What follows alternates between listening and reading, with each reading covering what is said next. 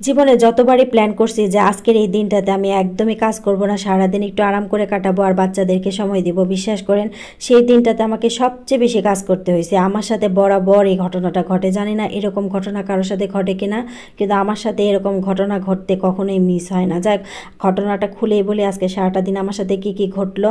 আসলে রাতে শোয়ার সময় চিন্তা করছিলাম, যেহেতু সকালে শুক্রবার, তার মানে আমার ছেলের স্কুল বন্ধ, আর আমার হাজব্যান্ড সাধারণত শুক্রবারেও অফিস করে। আমি জানি সে সকালে ঘুম থেকে উঠে অফিসেই চলে যাবে, কিন্তু লোকটা আমাকে সারপ্রাইজ দিয়ে বলল সে আজকে অফিসে যাবে না। বিশ্বাস করেন তার কথা শুনে খুশি হব না মন খারাপ করব বুঝতে পারতেছিলাম না, যেহেতু আগের রাতে আমি প্ল্যান করে রাখছিলাম আজকে আমি একদমই কাজ করব না, মানে আজকে আমি সবচেয়ে কম কাজ করে দিন পার করব।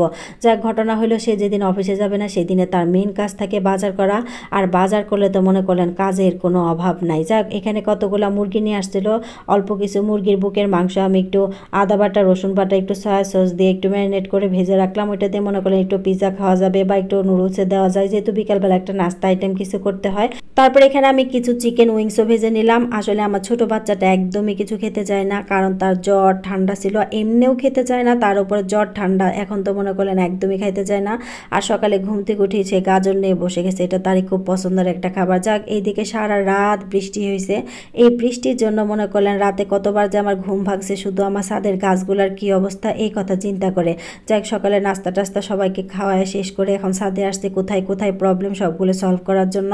আসলে এসে দেখি ছাদের গাছের অবস্থা খুব বেশি একটা খারাপ হয়নি, কয়েকটা টমেটোর চারা একটু এদিক সেদিক হয়ে গেছে, সেগুলো ঠিক করে দিলাম। তারপরে এখানে এসে দেখি একটা কচু পাতার মধ্যে কি সুন্দর পানি জমে আছে, আর ছোটোবেলায় জিনিসটা দিয়ে আমি খুব খেলতাম, আমার খুবই ভালো লাগতো। যাক, অনেক কিছুই আমাদের ছোটোবেলার কথা অনেক সময় মনে করাই দেয়। তারপরে এখানে ছাদটাকে পুরাটাই মানে ঘুরে ঘুরে দেখতেছিলাম কোথায় কোথায় প্রবলেম আছে। এখানে একটা দেখেন ঢেঁড়সের ফুল, কি সুন্দর লাগছে তাই না। যেহেতু শুক্রবার জুম্মার নামাজ শেষ হলে সবাই খাওয়া দাওয়ার জন্য বসে যাবে, তার জন্য মনে করেন তাড়াতাড়ি রান্না বান্নাটাও শেষ করতে হবে, তাই ছাদ থেকে তাড়াতাড়ি এসে পড়লাম রান্না বান্না করার জন্য। আসলে ছাদে যাওয়ার সময় খালাকে বলে গেছিলাম একটু পেঁয়াজ টিয়াজ সব কিছু রেডি করে রাখার জন্য, যেন আমি তাড়াতাড়ি রান্নাটা বসাতে পারি। তারপরে এখানে একটু মাংস রান্না করবো, এর জন্য মশলা টশলা ভালো করে কষিয়ে তারপরে এখানে মাংসটা রান্না করে নিব।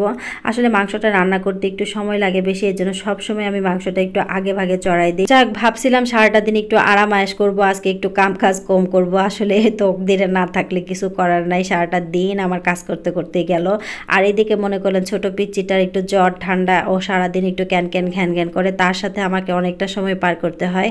তারপরে এখানে একটু পোলাও রান্না করে নিব, আর এই জন্য পেঁয়াজ তারপরে দারচিনি এলাচি যা লাগে সব কিছু একটু সুন্দর করে ভেজে তারপর একটু পোলার চালগুলো দিয়ে এগুলো এখন একটু ভালো করে ভেজে নিব। তারপরে এখানে একটু আদা আর রসুন বাটা দেব। আসলে সিম্পলভাবেই করার চেষ্টা করতেছিলাম, কারণ আসলে সবসময় এত বেশি স্পেশাল কিছু করতে আমার একদমই ভালো লাগে না। আর সবাই তো জানেন আমার রান্নাবান্না একদমই বিরক্ত লাগে, একদমই ভালো লাগে না। শুধুমাত্র বাসার সবার হাসির জন্য, মানে মনটা খুশি করার জন্য আমি সবসময় ওদের একটু ভালো মন্দ রান্না করে খাওয়াই। ওইখানে পোলাওটা রান্না করতে দিছি, আর এখানে মাংসটা ভালো করে কষানো হয়ে গেছে, এখন এখানে পানি দিয়ে দিব সিদ্ধ হওয়ার জন্য। যেহেতু মাংস হইতে একটু সময় লাগে বেশি, এর জন্য সবসময় মাংসটা আমি একটু আগে চড়াই। তারপরে এটা মাংসটা সিদ্ধ হতে হতে আমার এখানে মনে করলেন পোলাওটা হয়ে গেছে। আসলে পোলাওটার মধ্যে গাজর দিতে ভুলে গেছিলাম, আগে থেকে গাজর কুচি করে রাখছিলাম, আসলে গাজরটা দিতেই ভুলে গেছি। তারপরে পোলাও হয়ে গেছে, তারপরে আমি গাজরটা দিছি। যদিও গাজরটা সিদ্ধ হইতে বেশি একটা সময় লাগে না, এটা মনে করলেন যে চালের গরমে গরমে এটা সিদ্ধ হয়ে যাবে। আসলে গাজরটা দিছি একটু দেখার সৌন্দর্যের জন্য, বাচ্চারা একটু গাজর দিলে একটু কালারফুল জিনিস পছন্দ করে। যাক, এখানে মাংসটা যে রান্না করছিলাম এটা আমি প্রেশার কুকারে ভালো করে সিদ্ধ করে নিছি, এখন এটা মাংসটা আর একটু কষায় নিলাম।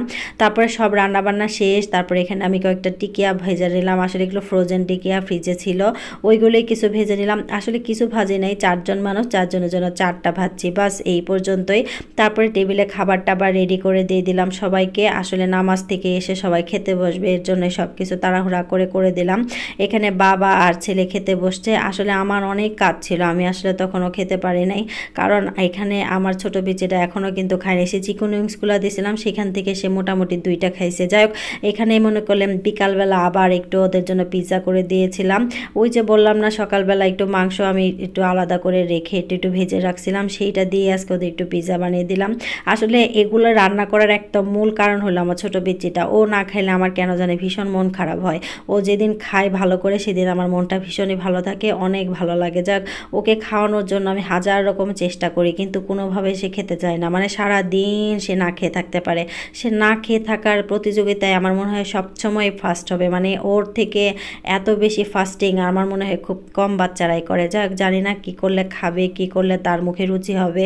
ওকে বারবার জিজ্ঞেস করি তুমি কি খাবা, কি খেতে চাও। যদিও আজে বাজে বাড়তি খাবারও আমি তাকে খুব বেশি একটা দেই না।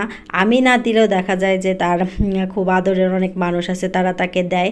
যাক এইটুক মানে বাচ্চাকে তো স্যাক্রিফাইস করতে হবে, ছোট মানুষ। যাক এখানে পিৎজাটা আমার হয়ে গেছে।